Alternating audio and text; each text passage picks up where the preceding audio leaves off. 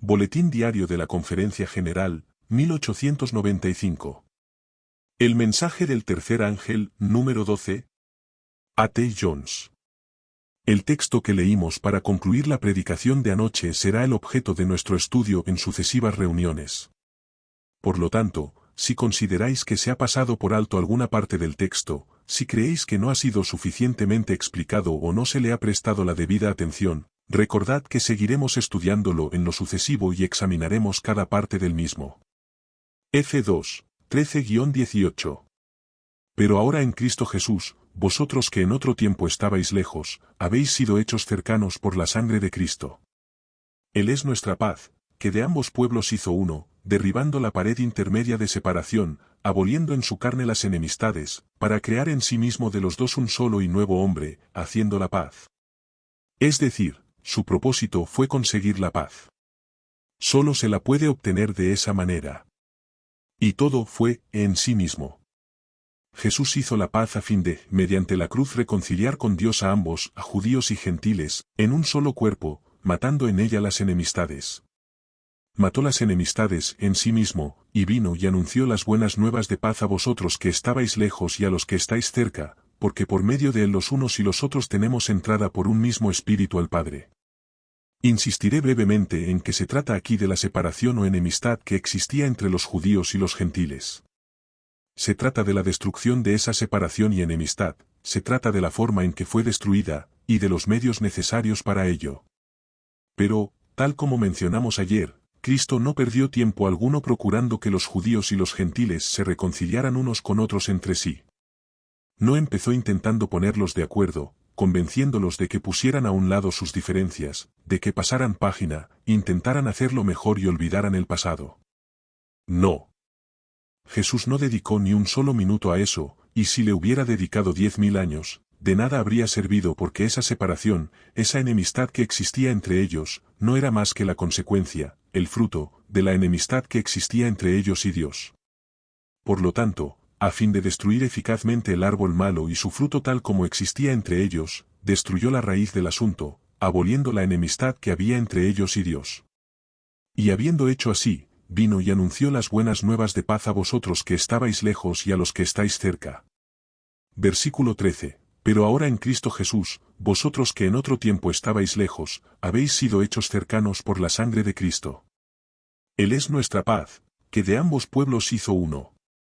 Es cierto que hizo uno de judíos y gentiles, pero primeramente hizo a otro uno a fin de que esos dos, judíos y gentiles, pudieran ser uno y antes de que pudieran efectivamente serlo.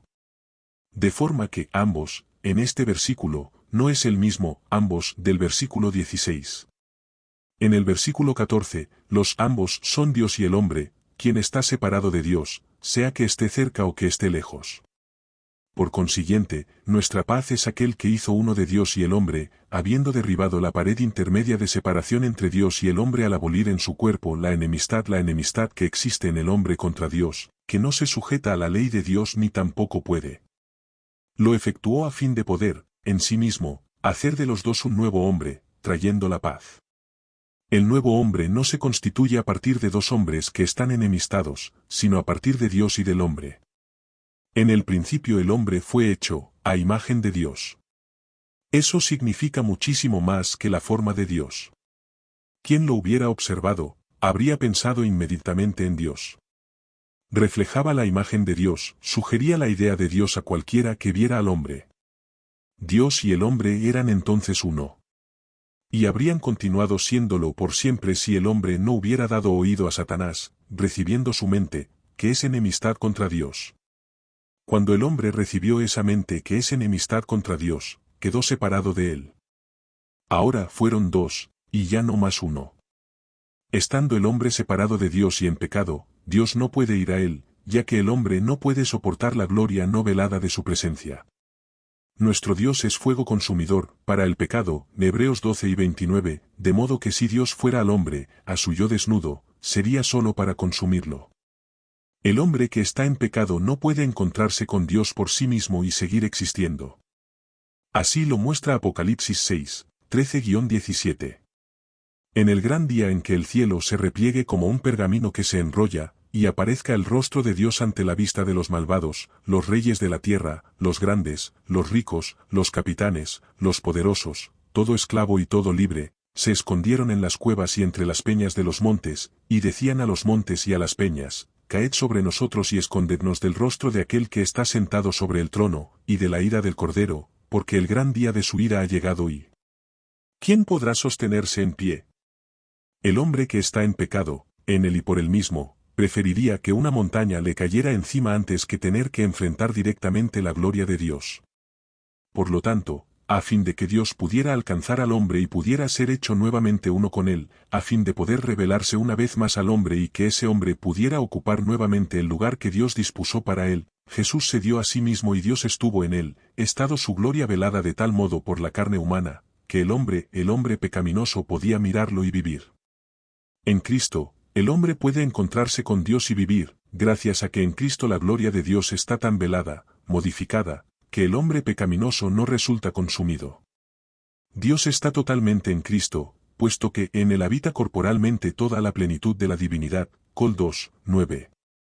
Cuando Cristo vino a traer de nuevo al hombre a Dios, veló esa gloria consumidora de forma que ahora los hombres pudieran mirar a Dios tal como es en toda su gloria en Jesucristo, y vivir.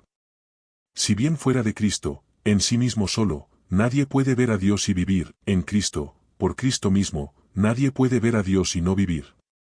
En Cristo, ver a Dios es vivir, puesto que en él hay vida, y la vida es la luz de los hombres. Así pues, Dios y el hombre resultaron separados por la enemistad, pero Cristo intervino, y en él se encontraron Dios y el hombre, y cuando Dios y el hombre se encuentran en Cristo, entonces, los dos, ambos, son uno. Y ahí aparece el nuevo hombre. De esa forma, y sólo de esa forma, se hace la paz. Así, en Cristo, Dios y el hombre son hechos uno, por consiguiente, Cristo es la expiación a reconciliación entre Dios y el hombre. Expiación equivale a reconciliación, o comunión a en inglés atonement, de una mente. El Señor Jesús se dio a sí mismo, y en sí mismo abolió la enemistad para hacer en sí mismo de los dos Dios y el hombre un nuevo hombre, trayendo así la paz. Llegamos ahora al otro, ambos, el del versículo 16, y mediante la cruz reconciliar con Dios a ambos, a judíos y gentiles, en un solo cuerpo. ¿Cuál es el cuerpo en el que Cristo reconcilia a ambos para con Dios? El propio cuerpo de Cristo, sin duda, su propio cuerpo, en el que se efectúa la expiación, matando en ella las enemistades. Y vino y anunció las buenas nuevas de paz a vosotros que estabais lejos, a los gentiles y a los que estáis cerca, es decir, a los judíos. Los judíos estaban cerca, por causa de sus padres, Rom 11 y 28. Por ellos mismos, por sus méritos, los judíos estaban separados de Dios, y tan alejados como los gentiles. Pero Dios había hecho promesas a sus padres, y eran amados por causa de sus padres. Y tenían ventaja, ya que de ellos son la adopción, la gloria, el pacto, la promulgación de la ley, el culto y las promesas, Rom 9, 4. En ese sentido, y por esa causa, estaban cercanos. Cristo predicó paz a los que estaban cerca. Necesitaban que se les predicara la paz. De esa forma, los unos y los otros tenemos entrada por un mismo espíritu al Padre. Prestemos ahora atención al hecho de que la enemistad resulta destruida en él mismo. Aboliendo en su carne las enemistades, es decir, habiendo destruido la enemistad en sí mismo. De los dos hizo uno en él mismo, trayendo así la paz. Todo ocurre en él. Ningún hombre puede obtener el beneficio, a no ser en él. Si alguien en la audiencia no viera ese hecho claramente, y abrigara la idea de que se trata de algo de lo que uno puede apropiarse desde fuera, debo decirle, nunca lo lograrás de esa manera. No es así como se lo consigue. Solo es posible tenerlo en él, nunca fuera de él. Solo en él es posible conocerlo, jamás fuera de él. Entrégate a él, sométele tu voluntad, sumerge tu yo en él, entonces lo comprenderás sin dificultad. Solo sucede en él, y solo en él es posible conocerlo. Vamos ahora a estudiar cómo se cumplió en él. Y sabiendo esto, vamos a saber cómo se cumple en cada uno de nosotros, en él. Quisiera ante todo llamar vuestra atención a esta expresión, en él. La Escritura no la emplea y no es de esperar que lo hiciera en el sentido de despensa. No se trata de, en él, Cristo, como, en un almacén o lugar al que podemos acudir siempre que necesitemos tomar algo y ponerlo o aplicarlo sobre nosotros. De ninguna forma. No es así, y no es posible obtenerlo así. No está allí como si fuera una despensa a la que podemos acudir para tomar lo que nos hace falta y disfrutarlo entonces, aplicándonoslo y diciendo, ahora ya lo tengo. No. Está en él, pero nosotros mismos hemos de estar en él a fin de poseerlo. Hemos de estar sumergidos en él. Nuestro yo ha de desaparecer en él. Entonces somos suyos. Es solo en él. Solamente en él lo encontramos. Solo podemos obtenerlo de él estando nosotros mismos en él. Nunca hemos de pensar que podemos ir a buscarlo allí, sacarlo de él, y emplearlo. Cuando la Escritura emplea la expresión en él, significa para todos lo que hemos explicado. Todo está en él, y lo obtenemos estando nosotros en él. Muchos cometen aquí un error. Dicen, sí. Creo en él. Sé que está en él, y lo obtengo a partir de él. Y se proponen tomarlo de él y aplicárselo a ellos. Pronto se sienten satisfechos con su justicia. Se sienten santos, y llegan finalmente a la conclusión de que son perfectos, de que no pueden pecar, de que ni siquiera la tentación puede afectarles. Su errónea comprensión puede llevar solo a ese tipo de resultado, pues todo sucede fuera de él. Y son ellos mismos quienes lo están haciendo. Pero no es esa la manera. Se trata todavía del yo, puesto que sucede fuera de Cristo. Y, sin mí, es decir, fuera de mí, nada podéis hacer, puesto que sois nada. Ha de ser en él, y solo en él. Y solo podemos tenerlo o aprovecharlo estando nosotros en él. La Escritura lo revelará claramente. He creído preferible dar esta explicación, de forma que en los estudios sucesivos acerca de lo que se efectúa en él, y a lo que nos es dado en él, no cometamos el error de pensar que podemos encontrarlo en él y extraerlo de allí. No.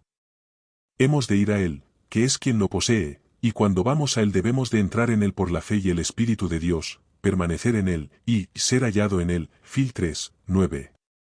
Vayamos ahora al libro de Hebreos y estudiemos sus 2 primeros capítulos en el tiempo que nos resta.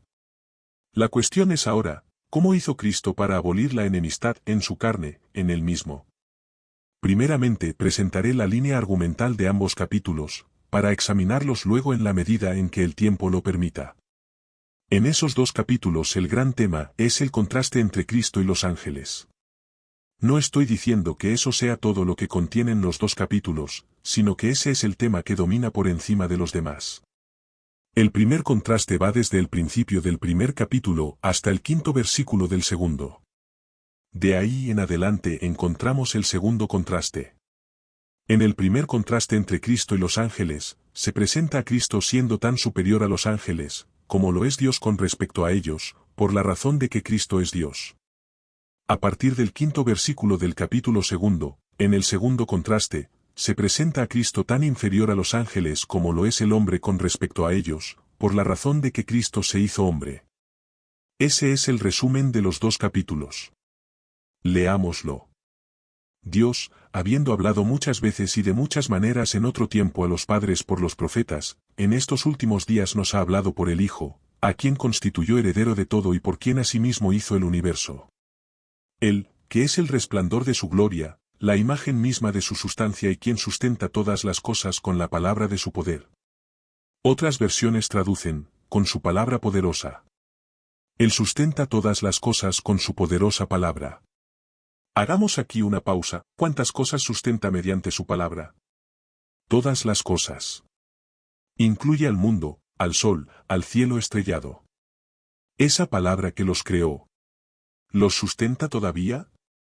Ciertamente, ¿podemos contarnos entre todas las cosas? Desde luego que sí, ¿os va a sustentar mediante su palabra poderosa? Esa es la única forma en la que Él lo sustenta todo. ¿Os habéis sentido preocupados alguna vez al levantaros por la mañana, por temor a que el sol se salga de su órbita antes de llegar la hora de la puesta? Claro que no. ¿Os habéis preocupado algún día al levantaros por la mañana, por temor a que vosotros, como cristianos, os salgáis del camino recto antes de llegar la noche? Sabéis que sí, porque no estuvisteis igual de preocupados porque el sol no perdiera su órbita y acabara cayendo, como lo estuvisteis por caer vosotros mismos. Ya sé que nadie se preocupa porque el sol caiga. Siempre está en su sitio, y siempre lo estará.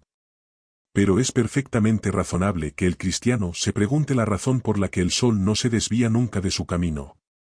Y la respuesta es esta: la poderosa palabra de Jesucristo mantiene el sol allí, y le hace recorrer su órbita. Pues bien, ese mismo poder es el que sostiene al creyente en Jesús. Esa misma palabra lo sustenta, y el que cree en Jesús ha de esperar que así haga, tan ciertamente como sustenta al sol o a la luna. Esa misma poderosa palabra guiará al cristiano en su trayectoria cristiana, precisamente como guía al sol en la suya.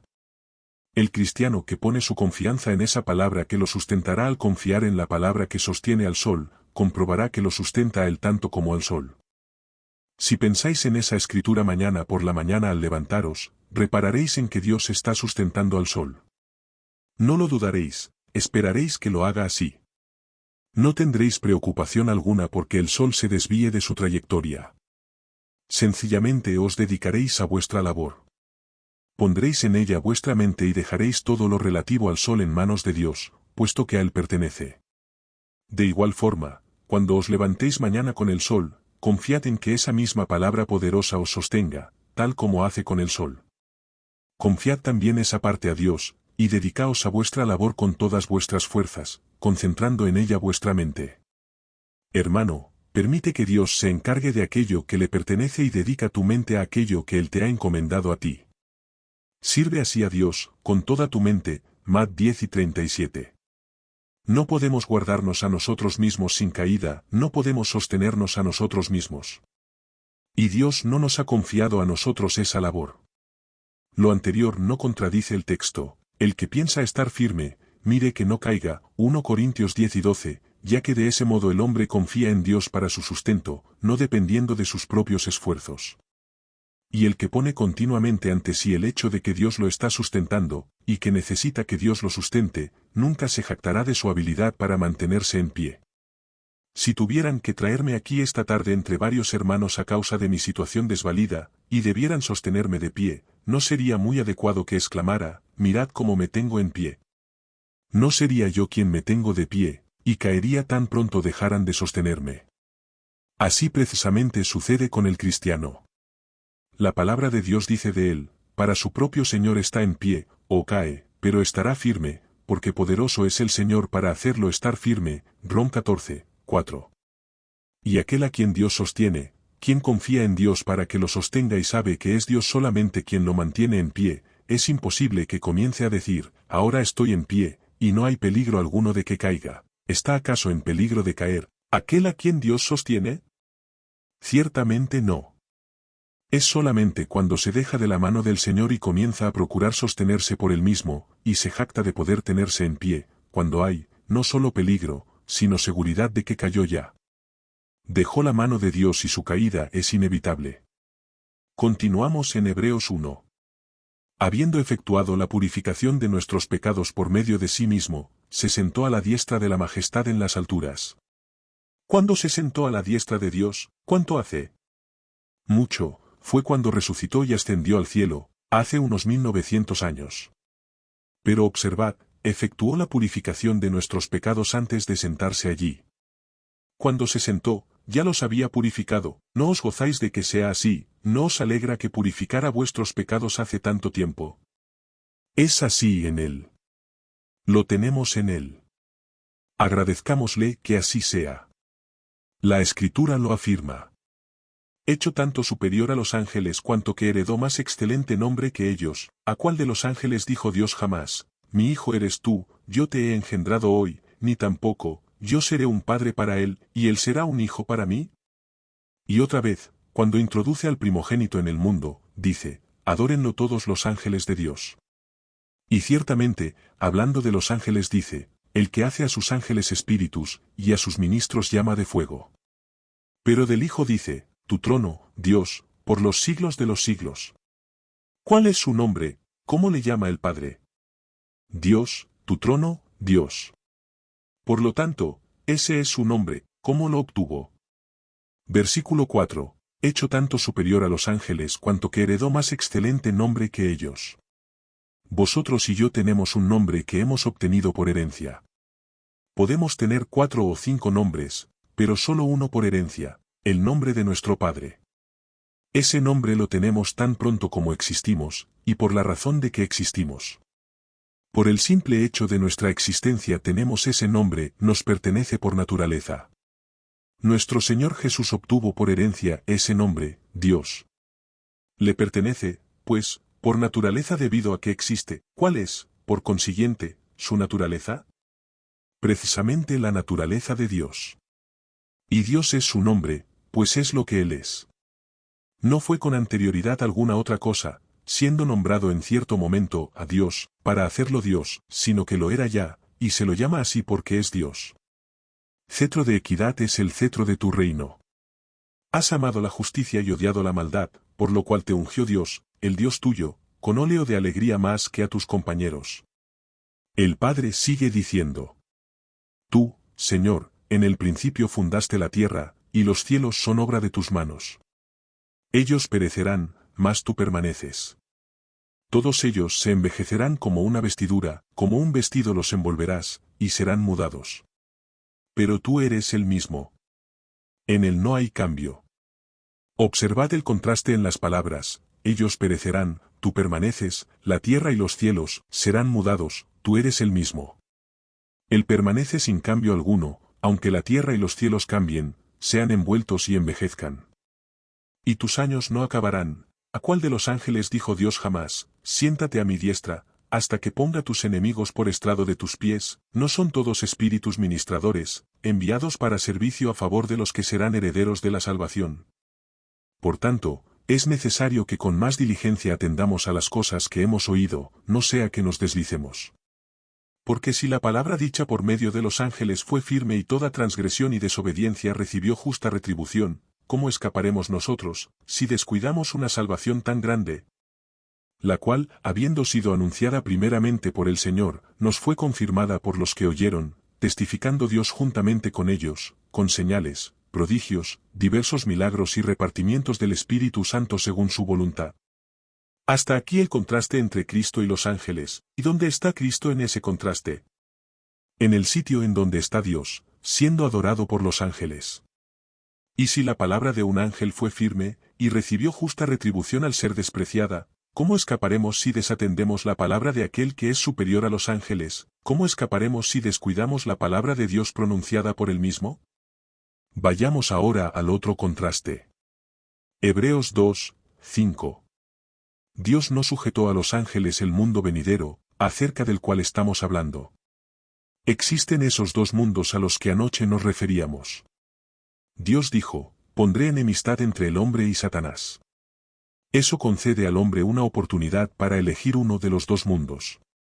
Nosotros hemos escogido el mundo venidero.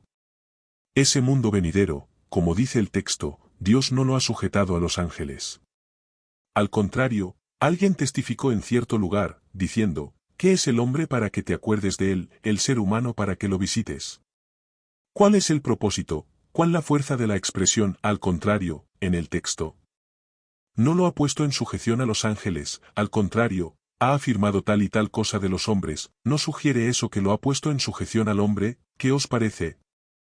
Analizadlo de nuevo: Dios no sujetó a los ángeles el mundo venidero, acerca del cual estamos hablando. Al contrario, hay dos frases relacionadas por una expresión con valor de conjunción disyuntiva, que separa o diferencia. La expresión, al contrario, pues, junta y separa al mismo tiempo. ¿Cuáles son las dos cosas que quedan separadas por ese al contrario de Hebreos 2, 6? ¿Cuáles son las dos personas que separa esa expresión? Una son los ángeles, y la otra el hombre. Dios no ha sujetado el mundo venidero a los ángeles, sino a algún otro, y ese otro es el hombre. Estudiemos esa bendita verdad. Al contrario, alguien testificó en cierto lugar, diciendo: ¿qué es el hombre para que te acuerdes de él, el ser humano para que lo visites? Lo hiciste un poco menor que los ángeles, lo coronaste de gloria y de honra y lo pusiste sobre las obras de tus manos. Todo lo sujetaste bajo sus pies. En cuanto le sujetó todas las cosas, nada dejó que no le sea sujeto, aunque todavía no vemos que todas las cosas le sean sujetas.